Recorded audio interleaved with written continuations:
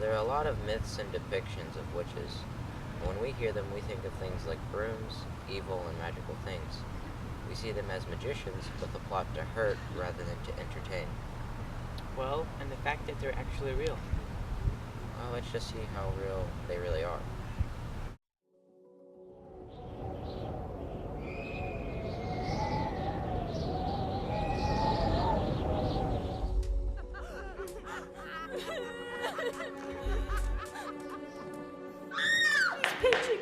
Why do you hurt these poor children? I don't hurt him at all. What familiarity have you with the devil? The Lord knows. I have not hurt them. Are you an innocent person relating to this witchcraft? I am innocent.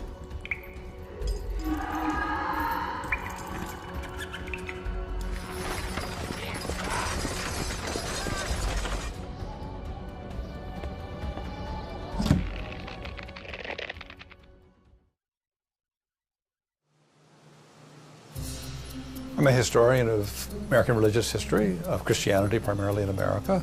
I teach all of that in various ways, but for the most part I write about the 17th century here in New England and also in England. So I'm a transatlantic historian. Witchcraft, of course, goes back to Exodus. There's a sentence, "Don't let a witch live." And then in late medieval Europe, it was revived really as a major issue. It was an issue in ancient Israel as well, which is why it's in the Old Testament. So the colonists were being perfectly ordinary, doing the ordinary, usual thing when they had their inquiries about who was a witch and who was not. Witchcraft is primarily a legal process with a strong social base. So the social base is that in villages, towns, these are very small communities in early New England, people insult each other, and you insult someone by calling that person a witch.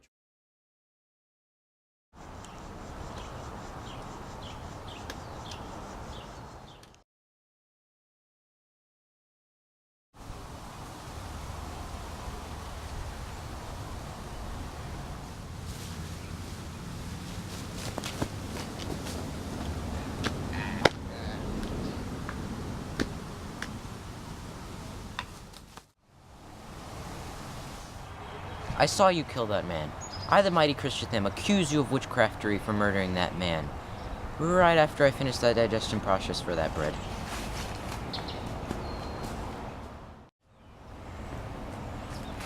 Much better. How preposterous. What type of government rules ensure facts and not opinions? Why not let the people decide? Very well then. You'll see that I'm right and you're wrong. You have been accused of the worst crime ever. Witchcraft. He killed that man. I saw him do it. That poor innocent man died because of this man.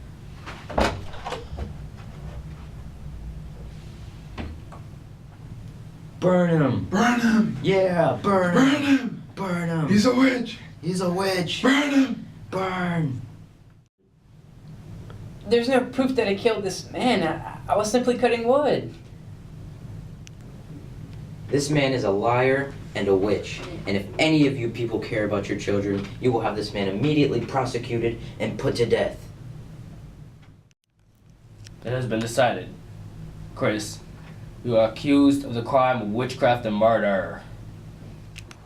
I'm sorry, but this is the only way we can find out if you're really a witch. You're all wrong! You're wrong! You're wrong! Now, as you can see, these trials were extremely unfair. Lots of innocent people died because of these trials. Children, grandmothers, grandfathers, mothers and fathers. This was a very bad and serious problem. It took way too long for people to realize. To Salem, and I spent just about 3 weeks here and did a lot of research, and there were records, that you can only read in Salem. So there were records of what were called the examinations, which were the pre-trial hearings, which are very full. I mean, it's wonderful that we have all those records. The questions that are being asked by the magistrate and the answers that the witch suspects were giving, and they actually make very dramatic reading. The magistrate is pressing Sarah Good. He's saying over and over again, do you not afflict these children? You see how they are afflicted. Have you not seen the devil? Have you not made a pact with the devil? And she kept saying, no, no. Then he said, how come these children are afflicted?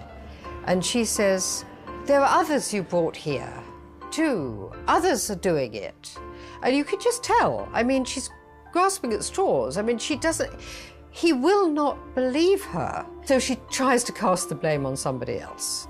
But then she did herself no good by that, because the assumption would be if she knew who was afflicting the children, she must be a witch too. To most of us, the least understandable aspect of it is that 50 or so people said in court that they were witches. We call them the confessing witches. We say, why would someone confess who had not actually signed the Devil's Compact? Because none of these people had literally signed the Devil's Compact. And the answer, the simplest answer would be has to be a psychological answer, that they had absorbed the message that they were sinners, tempted. Now there's one other legal aspect of this. None of the confessing witches were executed. To prove to the court that you actually were a confessing witch is that you're asked to name others. Well, the whole village had been fraught with dissension already, even before this happened. People were regarding each other with tremendous suspicion and enmity and fear, and thinking, you know, that somebody they really disliked anyway might be a witch. Or even if they weren't, you know, wouldn't it be good if they were named as a witch? Because that could lead to their destruction. I hope that you can now see the truth behind these trials. Did not kill all these innocent people just because they wanted to, but because they were truly scared of the fact that there might be some other species besides themselves. Now granted, they were actually human, but it comes to show what we might ever do if we come across something that is human or not like us.